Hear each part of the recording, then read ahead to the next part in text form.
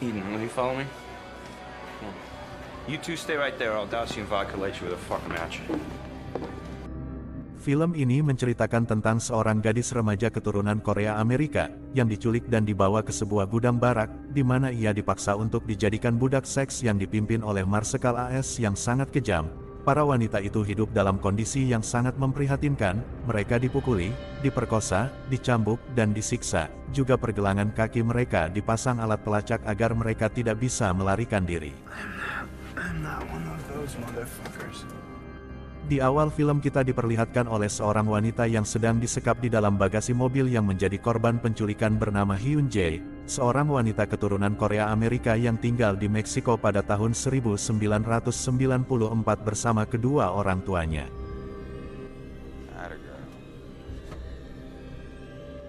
Sehari sebelum penculikan itu terjadi, Hyun Jae sedang berada di toko milik kedua orang tuanya, dan membantu mereka berdua. Kemudian temannya yang bernama Abi mengajaknya keluar untuk mengunjungi bar nanti malam, dan Abi memberitahu Jae bahwa ia akan bertemu dengan seorang pria yang baru saja ia kenal. Kemudian Hyun Jae menemui ibunya yang sedang menjaga toko dan mengajari cara menggunakan mesin penghitung uang, dan ibunya menyuruh Jae untuk menghitung semua penghasilan mereka selama 1 minggu.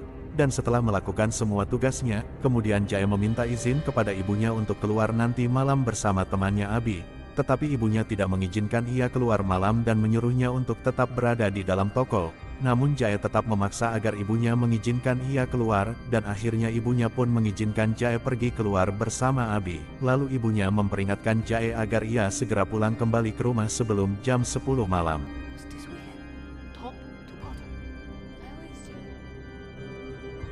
Setelah malam tiba mereka berdua pun segera pergi menuju klub malam. Dan sesampainya di sana, mereka bertemu dengan seorang pria tampan yang mengaku sebagai petugas pemadam kebakaran, dan mereka pun berkenalan dan berbincang-bincang dengan pria itu. Kemudian Abi pergi meninggalkan Jae untuk menemui pria lain yang ada di dalam bar tersebut.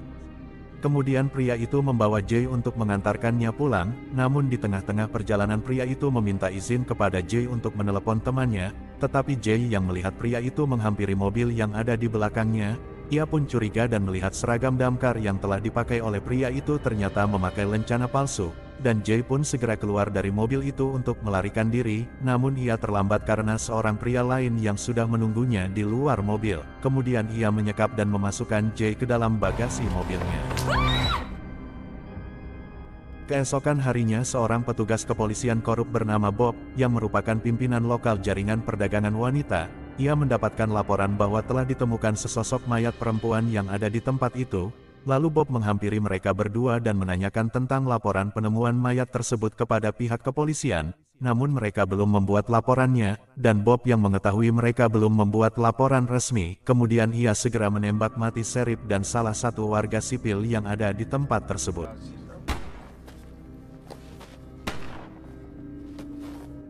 Sementara Jae yang sudah tiba di sebuah gudang terpencil tempat penculikan bersama beberapa gadis lain yang menjadi korban penculikan, Jae dibius dan kawat giginya dilepas lalu barang-barang pribadinya diambil, kemudian ia dipasangi alat gelang pelacak di kakinya.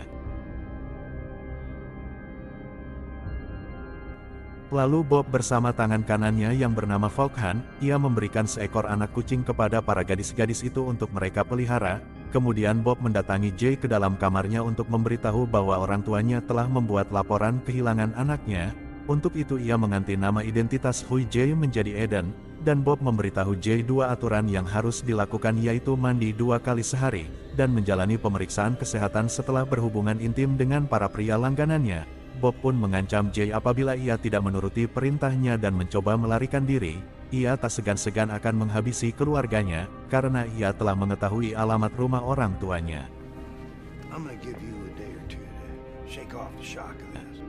Kemudian mereka diberikan strip tes alat untuk mengecek kehamilan. Jae yang tidak bisa menggunakan alat itu, lalu seorang gadis lain bernama Priscilla yang sudah lama tinggal di tempat itu, kemudian ia mengajari Jae cara menggunakan alat tersebut dan mereka pun menjadi teman akrab.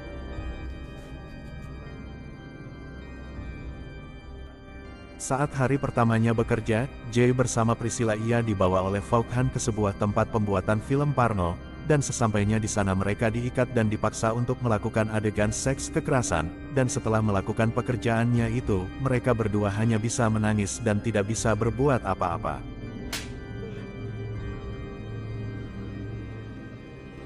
Esok harinya Vaughan kembali membawa Jay ke sebuah rumah kliennya yang telah memesan satu orang wanita untuk melampiaskan hawa nafsunya, dan saat Jay sedang melakukan hubungan intim bersama kliennya, kemudian ia menggigit alat kelamin pria itu dan Jay pergi melarikan diri ke dalam pemukiman warga. Namun warga yang ada di tempat itu tidak berani menolong Jay, karena Vaughan mengaku sebagai petugas polisi yang menangkap Jay karena kasus narkoba, dan sesampainya di barak, lalu Vaughan menghukum Jay dengan memasukkannya ke dalam balok es.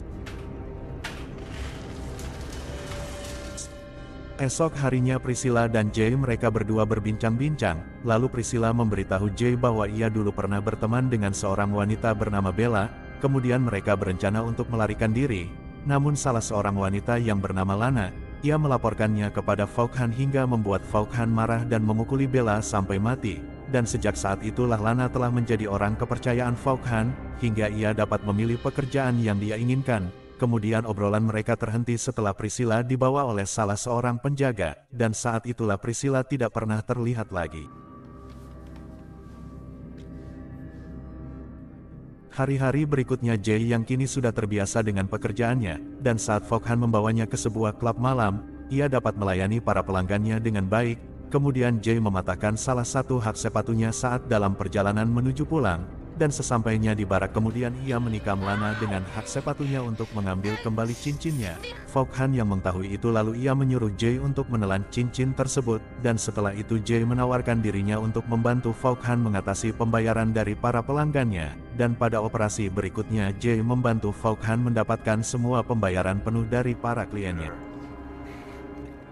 1 tahun kemudian lalu Vaughan menjadikan Jay sebagai asisten pribadinya, dan tidak lagi menjadikannya sebagai wanita pekerja seks komersial, dan Jay mulai membersihkan ruangan khusus Vaughan dan membantunya mengurus data-data keuangan, serta mengambil alih pekerjaan Lana sebagai penerima telepon dari langganannya. Lana pun tidak menerima dan marah karena posisinya tersebut telah digantikan oleh Jay, namun Vaughan mengancam akan mengirimnya ke Dubai apabila ia tidak mau menuruti semua perintahnya. Fuck you.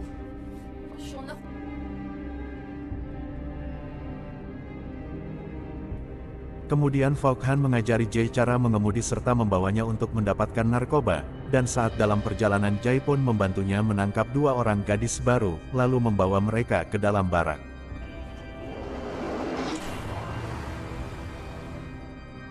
Keesokan harinya, Bob pergi memancing bersama Vaughan dan Jay, lalu mereka berdua terjadi percekcokan, dan Vaughan langsung memukul kepala Bob dari arah belakang dengan brutal, hingga ia tewas seketika.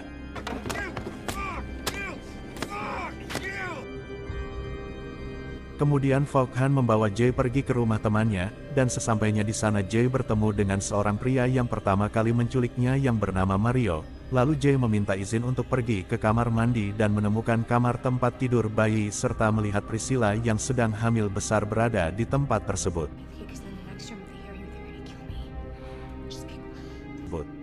Saat perjalanan pulang Vaughan mendapati sikap Jay yang aneh setelah keluar dari rumah itu, kemudian ia bertanya kepada Jay apa yang telah ia lihat di rumah itu, dan Jay pun menceritakan kepadanya apa yang telah dilihatnya tersebut. Vaughan yang merasa Jay akan mengkhianatinya, lalu ia menyuruh Jay untuk menembak seorang gadis, dan begitu Jay menekan pelatuk pistolnya ternyata pistol tersebut kosong tidak ada pelurunya, dan Vaughan pun percaya bahwa Jay tidak mengkhianatinya dan mengatakan bahwa itu hanya sebuah lelucon. Saat di perjalanan Vaughan menerima telepon dari anak buahnya, bahwa salah satu dari anak buahnya yang bernama Ivan, ia telah berkhianat dengan memberitahu polisi tempat mereka berada, dan mereka pun harus membawa gadis-gadis itu segera pergi sebelum polisi menggerebek tempat tersebut. Sesampainya di sana lalu mereka segera bergegas untuk meninggalkan tempat tersebut, dan perawat yang ada di tempat itu meminta Jay untuk membakar beberapa berkas transaksi beserta beberapa dus karton, dan Vaughan menyuruhnya untuk memilih paspor yang mirip dengannya, karena mereka akan pindah ke Dubai. Kemudian Jay pergi ke kamar mandi lalu ia menyemprotkan bahan kimia ke dalam bong pipa sabu miliknya, dan setelah menghirupnya ia merasa mual dan Vaughan pun tewas akibat menghisap bahan kimia tersebut. Kemudian Jay mengambil beberapa jarum suntik narkoba, lalu ia memotong alat pelacak yang ada di kakinya. Setelah itu Jay pergi ke rumah Mario untuk membawa temannya Priscilla, lalu Jay meminta izin kepada Mario untuk melihat Priscilla, dan ketika Mario membawanya ke kamar, kemudian Jay menyuntik mati Mario dengan obat-obatan kimia, dan mereka pun berhasil melarikan diri. Lalu Jay memberitahu Priscilla bahwa bayinya tersebut telah mereka jual. Sambil menangis mereka meninggalkan rumah itu dan berhenti di bilik telepon umum. Kemudian Jay menelepon ibunya. Dia menangis begitu dia mendengar suara ibunya untuk pertama kalinya dalam setahun. Dan ibunya pun menangis sedih karena putrinya Hyun Jae masih hidup. Dan film pun selesai.